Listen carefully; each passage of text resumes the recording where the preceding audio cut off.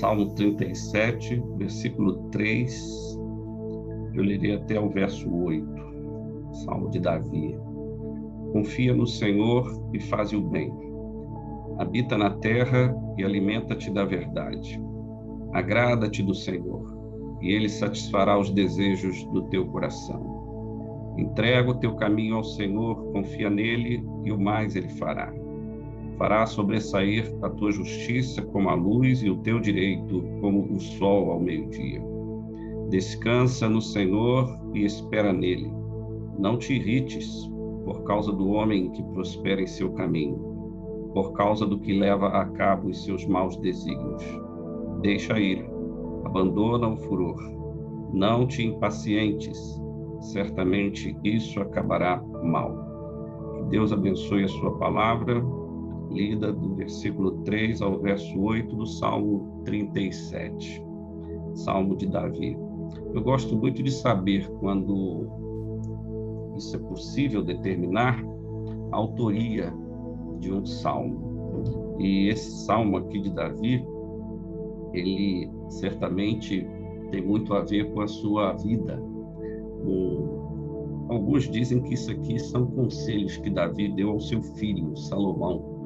Portanto, Davi já teria aí percorrido a maior parte da sua vida, trazendo experiências. E nesse caso aqui, experiência, de muitas vezes, e a gente sabe classicamente aí, passar por perseguição, como foi no caso do Saul, mas não só Saul perseguiu Davi. Quando a gente estuda um pouquinho melhor, a gente vê Davi passando por outras perseguições, conspirações, injustiça.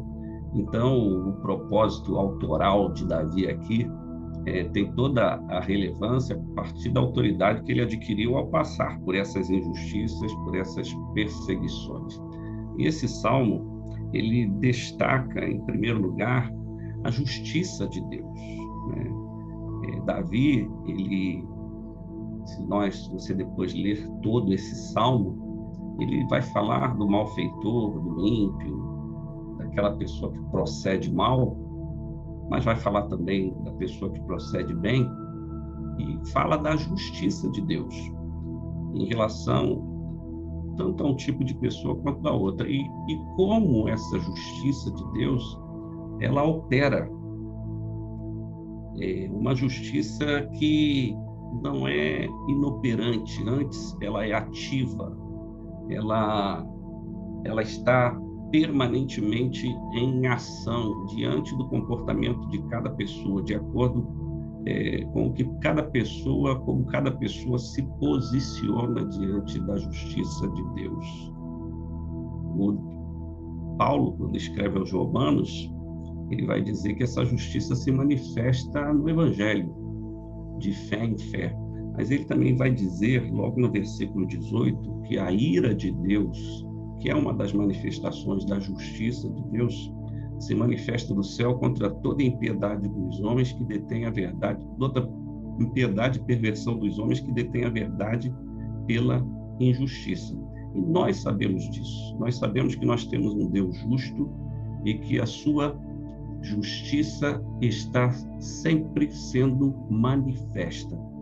Mas um outro destaque que eu gostaria de fazer à luz desse texto aqui de Davi é: nós confiamos, nós cremos, mas nós confiamos na aplicação dessa justiça quando nós somos afrontados, quando nós somos tentados pelos malfeitores, por essas pessoas que se posicionam em desacordo com a justiça de Deus. Eu até escrevi aqui, como é que Davi descreve essas pessoas que se posicionam contra a justiça de Deus, em desacordo com a justiça de Deus. Ele qualifica aqui como malfeitor, iníquo, umas pessoas de maus desígnios, ímpios, inimigos do Senhor, perverso, transgressor.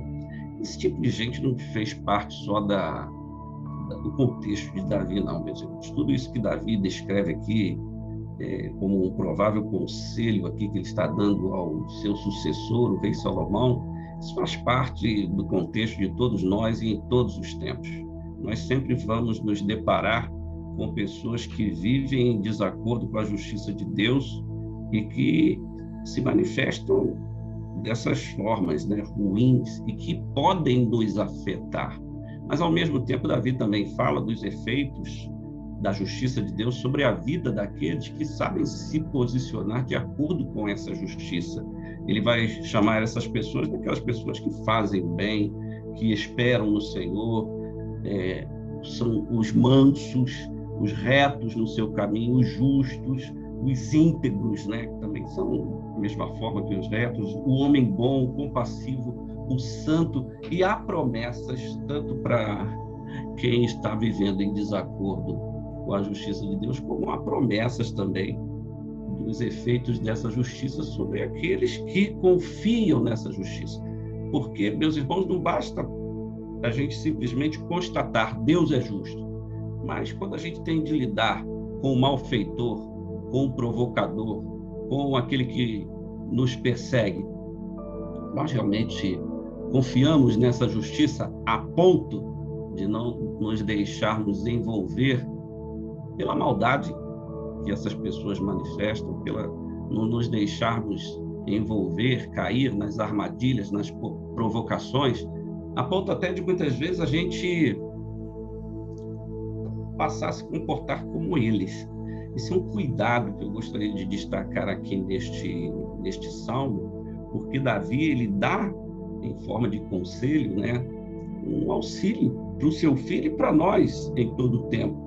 E esses versos que eu destaquei falam justamente sobre essa confiança que nós devemos ter depositadas em Deus nesses momentos em que estamos vivendo um contexto de maldade, de perversidade, de dissimulação, que acontece e nós podemos até dizer, convenhamos, até dentro das nossas comunidades, das nossas congregações. Então, Davi, ele diz no verso 3, confia no Senhor e faze o bem. Habita na terra e alimenta-te da verdade. Não importa o que estão fazendo com você, se você confia no Senhor, você vai fazer o bem. Você vai se alimentar da verdade. Você não vai cair na tentação de usar as mesmas armas do malfeitor, porque isso justamente aponta para a fraqueza espiritual de não estar confiando no Senhor. Então, nós não devemos apenas constatar Deus é justo. Nós devemos confiar, aplicar a nossa fé nessa confiança ao Senhor, a ponto de permanecer ali inabalável, ainda que as pessoas possam nos provocar, como Davi foi provocado. Eu lembro dos capítulos 24 e 26 do primeiro livro de Samuel. Nós sabemos bem desses dois textos em que Davi teve a oportunidade de acabar com a raça do Saul. Isso significava resolver todos os seus problemas. E tinha até ali os seus valentes, o seu exército, né, que coadunava com aquilo. Olha, só pode ser Deus. Deus está te dando a oportunidade de acabar agora com a vida de Saul. Só pode ser Deus. Mas Davi lembrava do Senhor. Ele não somente lembrava, mas ele confiava. Ao dizer, eu não vou lançar a mão sobre o ungido do Senhor. O que era relevante ali para Davi, acima de qualquer coisa, não era o que ele estava sofrendo, não era o caráter do Saul, mas era o ungido do Senhor. Era um problema de Deus. Era uma propriedade de Deus e que ele confiava que Deus iria resolver aquilo. Por isso, Davi diz para o seu filho, diz para nós, confia no Senhor. Mas ele diz também, agrada-te do Senhor e ele satisfará os desejos do teu coração. Eu gosto de uma definição do John MacArthur sobre agradar-se do Senhor.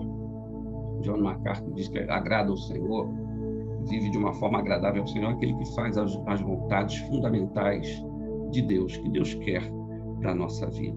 É aquele que anda dentro daquilo que Deus espera na vida do crente. E aí a promessa é, agrada-te do Senhor e ele satisfará os desejos do teu coração. Ele sabe que você pode ter medo, você pode estar sendo ali pressionado, sendo tratado com injustiça, sendo perseguido, e que você deseja se livrar daquilo. Mas a palavra de Deus diz, agrada-te do Senhor, faça a vontade do Senhor. Entrega o teu caminho ao Senhor, confia nele e o mais ele fará.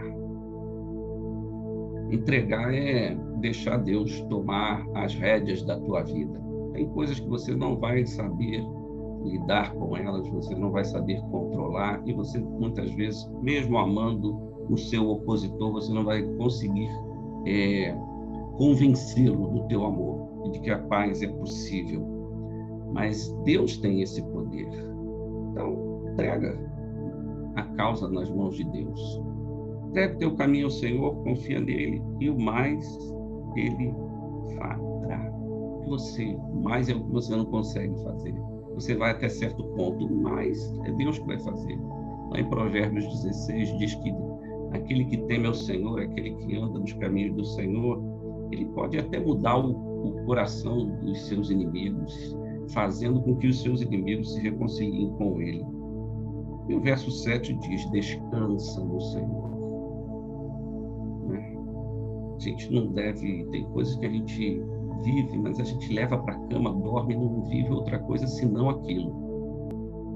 E a gente tem, Davi não diz isso aqui sem propriedade, né?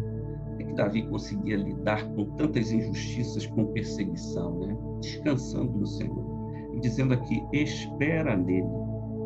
E aí um alerta de Davi, que tem a ver com as nossas emoções, né? Todos esses conflitos pelos quais nós passamos, esses desafetos que temos às vezes na vida, isso acontece mesmo, isso pode nos afetar de tal maneira que muda o nosso comportamento e pode vir a desagradar o Senhor. E eu creio que Davi está dizendo assim, olha, toma cuidado com as tuas emoções. Olha bem o que ele diz, descansa no Senhor, espera nele, não te irrites. Irritação. Olha o verso 8, deixa a ira, abandona o furor, não te impacientes.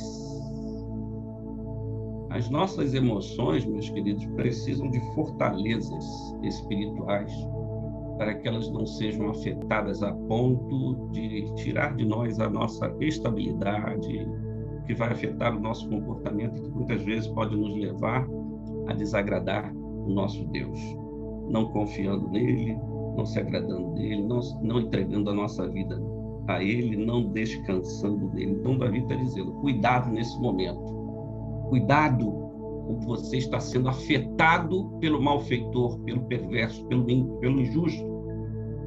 Cuidado, você pode estar sendo tentado de tal maneira, emocionalmente, a reagir de uma forma em que você se coloca longe ou em desacordo com a justiça de Deus. E aí você passa para o outro lado.